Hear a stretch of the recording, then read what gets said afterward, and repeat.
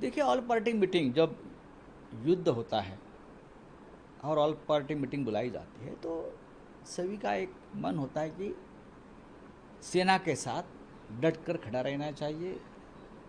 वैसा ही हुआ, होना भी चाहिए।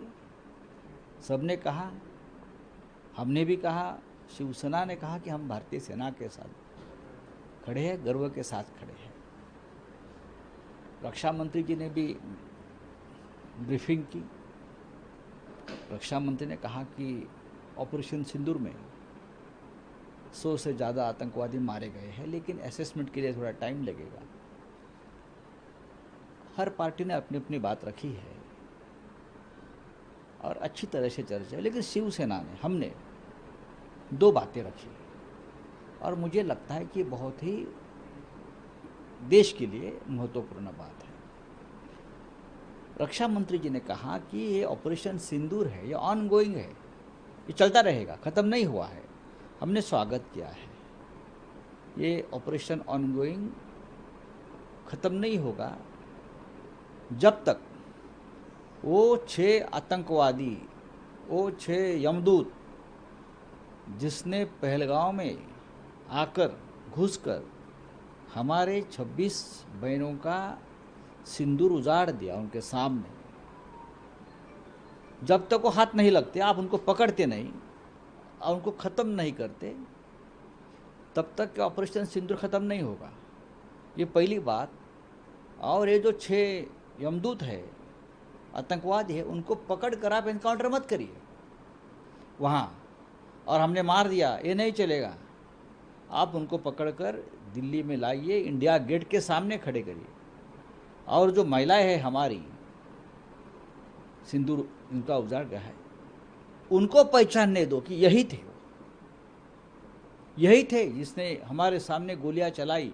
नहीं तो फेक एनकाउंटर बहुत होते हैं, मार दिया, उसको मारा, उसको मारा। उनको पहचान होने के बाद उनको मार दीजिए और उनकी लाशें पाकिस्तान की बॉर्डर के बाहर फेंक दीजिए। यही बदला होगा, तब बदला पूरा होगा। यह हमने कहा है और ये बहुत देश की भावना का विचार करके मैंने कहा है। दूसरी बात, अब क्या होगा कि पाकिस्तान भी चुप नहीं बैठेगा।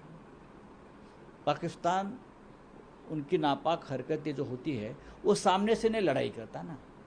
भारत में, हिंदुस्तान में उनके जो स्लीपर सेल्स है वो अब एक्टिव रहेंगे, तो देश की इंटरनल सिक्योरिटी को खतरा है।